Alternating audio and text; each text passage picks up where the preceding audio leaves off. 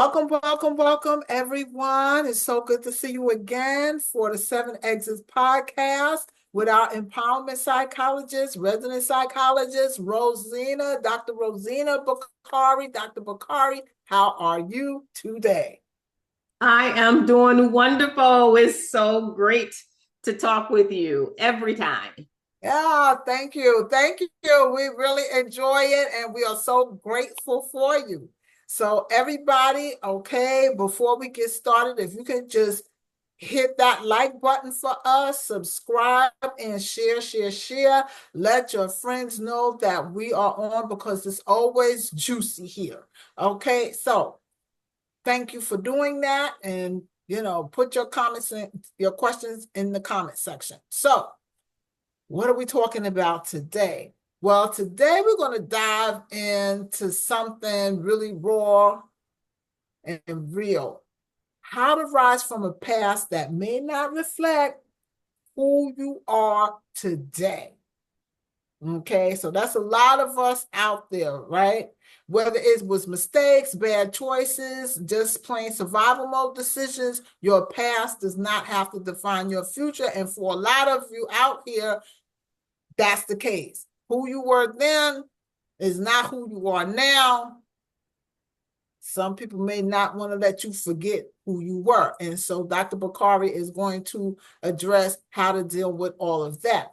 But the thing that I have to laugh about is that originally the name of this podcast was going to be How to Overcome Your Shady Past. And so I just had to ask Dr. Bakari, like, okay, so how shady are we talking? Like, there's shady and then there's shady. So how shady of a past are we talking about? Oh, Dr. B. So we had a good little talk about that. I don't know if you want to go over some of that conversation here or not. Oh no, let's just dive in. I just want people to understand that the key word is path. How to overcome a shady path. That's what we were talking about. No, but this is really about how do you move on and live through and not get stuck in this constant awareness that who you are then is not who you were then is not who you are now. And so I said, just so people are clear, we ain't trying to validate no shady people. If you still shady, we're not talking to you today. We're going to have a whole another podcast for you. But if you used to be shady in any kind of way, whether we're talking about your dealings in relationships or your dealings with finances or you're dealing with your family situations, maybe you've done some things then that you would never do now. But how do you move on into an empowered state? Yeah. So, okay.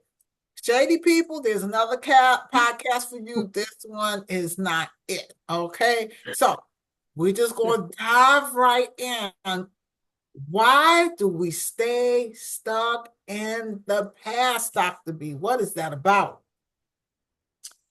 So and again, when our past does not reflect who we want to be or who we are growing into, sometimes we get stuck not thinking about or still carrying the shame about who we were then. And so there's a number of reasons to do that. One, because we're still around the people that we were around when we were being that old person, that less conscientious person. And so we may have changed, but we're still around the people who supported the old us. And so we're talking about the past, healing the past, right? Letting go of the shadiness of our past. In order to do that, we have to show up in a way that it is obvious that we are no longer that person. It has to be obvious that you are no longer that person. And when you're still with all the people that you were with and dealing with all the people in the same way that you were dealing with those people when you were doing the things that you're trying to convince people you no longer do, then that becomes a challenge, right? So that's one of the reasons people have difficulty moving on, even though you're not doing those things, even though you don't believe in those things, even though you wouldn't do those things now, but you're still with the people who supported you when you were doing those things. It's just a hard sell. It's a hard sell. And so I'm not saying, don't speak to people or answer their calls anymore, but if you used to be shady and you're no longer shady, that should be evident somehow. So that's one of the things I want to say. The other thing that I want to say is that for many of us, even if we change everything like we should, even if we have created a totally new life, we still live with a lot of hidden shame about what has happened to us, who we used to be, how we were showing up in the world. And when we're carrying shame about it, even though our life looks different, our outward life looks different, our internal life feels the same. And as long as our internal life feels the same, we may be more vulnerable to making it clear that we are not the same person because we may be responding. So, for example, we may have triggers. If someone says something to us that reminds us of our past, we may get angry, we may sulk, we may cry, we may have this sensitivity to anyone bringing up our past or anything related to our past. And so that may be a sign of some hidden shame. We may never talk about our past, right? And find ways to never talk about our past, not because we're private, because we deserve our privacy, but because we're still in secrecy mode. And anything that we keep a secret about is really a time bomb in our lives, right? It can blow up anytime. So if we have changed, but we're carrying this big secret about who we were, then we're also carrying some shame about who we were, and we live in perpetual fear that that secret can be weaponized. Oh, those are some really good points. I want to kind of circle back to what you were saying about your circle of influence. Right now, you've changed, and but we're still hanging around pretty much the same people. And we're kind of in denial that we can hang around those same people and then not go back to the activity that we were. Can you talk that we were doing when we were with those people, or that we've changed so much that we can't be influenced by those people, or they can't chip away at our new self? Can you talk to that a little bit? Yes, absolutely. Even if they can't chip away at our new self, we're just going to have our difficult time selling that to people when we're still around those people. And it's not just stereotype in what people say, but research also shows us that birds of a feather flock together, right? That we are highly influenced by our group from inside the group and from outside the group. So one influence meaning that, like you said, as long as we're around those people, there's some level of vulnerability that we may re-engage in those activities. But also, as long as we're around those people, we are also viewed at the same as those people. And so even if we're not like them, people will still view us as like them if they understand that these are the people that we were around when we were doing those ugly things. And so it's hard to work ourselves out of that, especially if those people are our family members or in the same organization as us. We have to find a way that if we really want to show up differently in this world, we have to find the people who support the things that are most important to us now. Where are those people? We have to find the people who are going to support who we are now, not who we were then. Yeah, that's a big one. And I think that's one that a lot of people have problems with and struggle with a lot, is because sometimes the people, like you said, we have to find the people who support who we are now, right? And a lot of times we do want that to be our families, right? And sometimes that's not who it is. Right? No matter how bad we want that. And as a matter of fact, and I'll just speak from my own personal experience here without getting too personal, but sometimes it is the family that wants to keep reminding you of who you were and not deal at all with who you are now, maybe 20 years later or whatever. They still want to talk about what you were doing when you were 16 or 17. You know what I'm saying? And deal with you as if you are still that same person, right? So a lot of us are not just going to chuck our families all together. So how do people begin to manage that? So the advice that I like to give to people is keep being who you are. Go deeper and deeper into who you are becoming. And where people belong in your life, people will disperse themselves. What happens is not the family. I don't blame your family. It's you. You're the one who's making a decision. You're the one who keeps showing up at the cookouts. You're the one who keeps planning 6 months to spend Thanksgiving and Christmas with them. You're the one who keeps taking your children over there. Like, you're making these decisions. Your family's not making these decisions. And so here's the thing: any power in your life that you are not willing to choose to use, someone else will use. Either you use your power of choice or someone else will. The deeper you go into growing into your own person by focusing on who you are and what your needs are, the less room you have in your life for other people to roam around it. The reason they roam around your life is because there's room.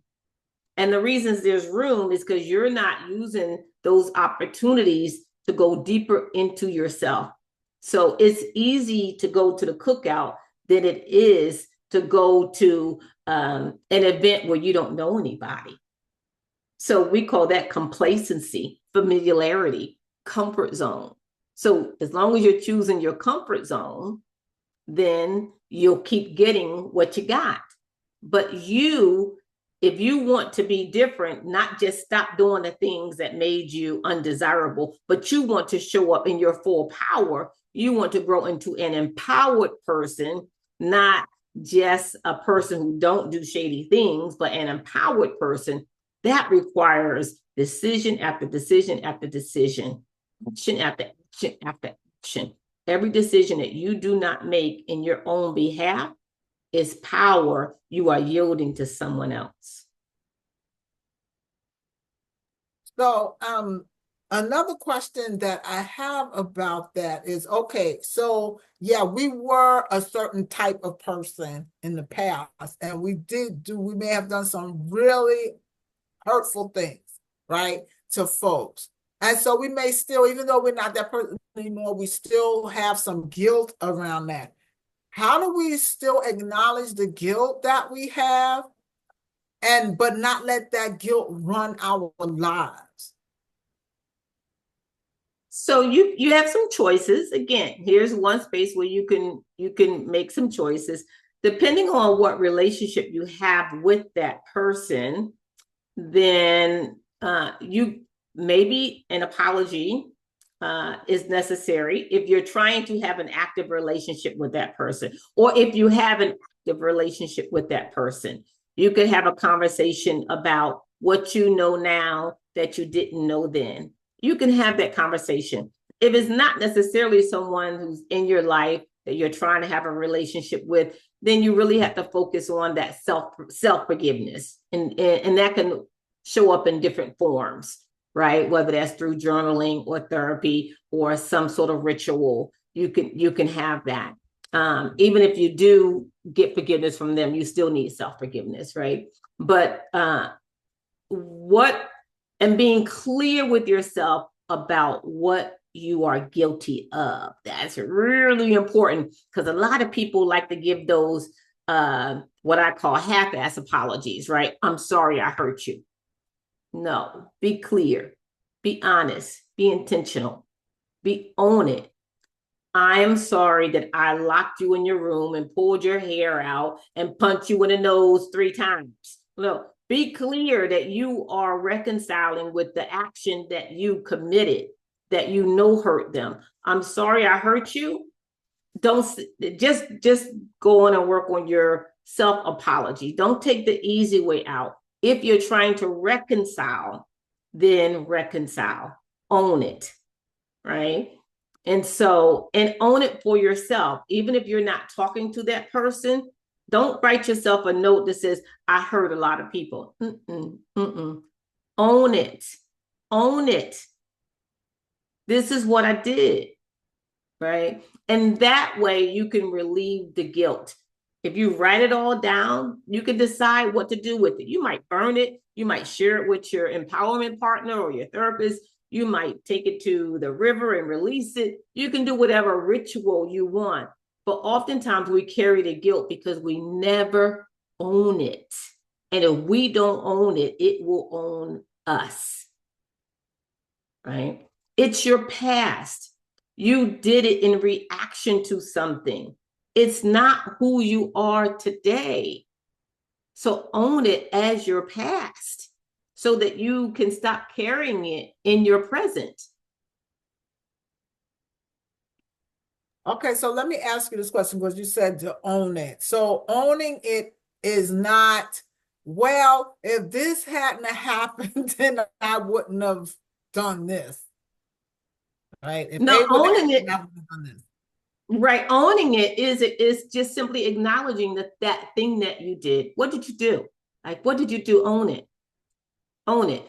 Now, in terms of healing it and going through the forgiveness process, it is extremely helpful for you to understand your motivation for going down that shady path to begin with. That is important. It is important. I felt so unworthy myself that in my effort to feel powerful in a world where I felt so powerless, this is the path that I took. It was a bad path, but I understand my motivation for it. I'm still owning it, but I also am trying to understand it. That's important too, for my own sense of self-compassion. Not because I need compassion from you, but because I need compassion from myself. So that sounds like that's working on, is that both working on guilt and shame? Yes, Self-forgiveness they're part? kissing cousins. They are kissing cousins. Guilt and shame. It's hard to find one without the other. Hmm. So once people do these processes of the forgiveness and looking for their true support circle, give forgiveness for themselves, seeking forgiveness for the other person, whether they get it or not, because that's another thing, right? The other person doesn't necessarily have to forgive you, right? And you gotta be good, you gotta figure out a way to be good with that, right? Yep. So there's that. So how do people move into being empowered with their new self? Because we don't want to get into a place of perfection with, oh, this is who I am. And if I do something that maybe would look like a slip, back into the past, like, oh my goodness, like I'm back to being that horrible person. So it's empowerment over perfection. What does that look like? And how do you Right. get there? And that's important because depending on what it is that we were doing before, that we're no longer wanting to do now, we don't want to show up that same shady way now, then it can look like slips when we're not necessarily having slips. But it's important, again, if you're in supportive relationships, right, that you're not being watched or waiting to fail. That's not a supportive relationship. Find your people. Find your people. They are out there, right? And so giving yourself grace is important. And sometimes we like to use the term like, this is not that. Like, that's why the healing is important, so that everything that you do that doesn't feel good doesn't feel like that thing that you're trying not to do ever again. Like, this is not that. And so you still, just because you made mistakes in the past that you never want to make again, does not mean that you will never make a mistake again. You're just not going to go down that shady path. But sometimes mistakes still happen. They do. They still happen.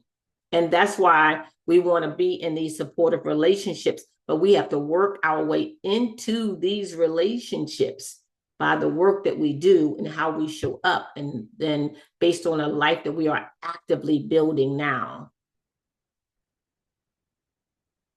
Well, I want to go to something that I hear you say often, which is live openly, right? And so, okay, what do you mean by that? And especially in this context, what do you mean by that?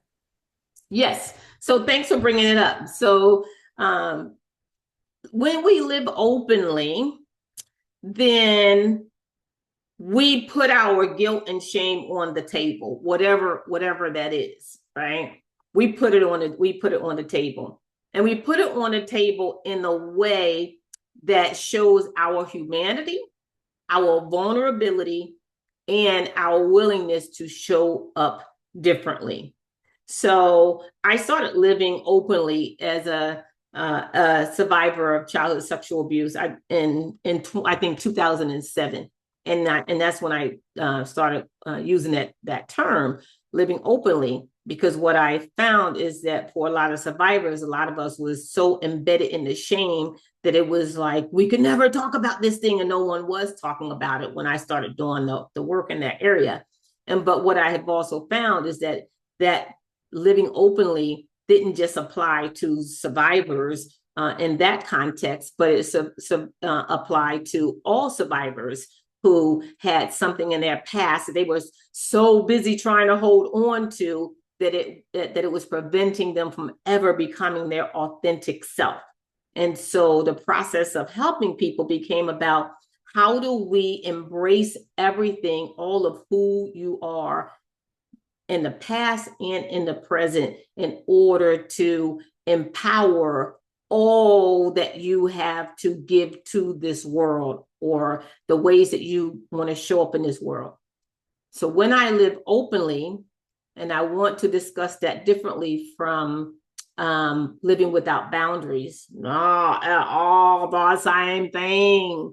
Living openly has nothing to do with boundaries. What it does is it says, I have come to terms with what this thing has been that I have been secret about.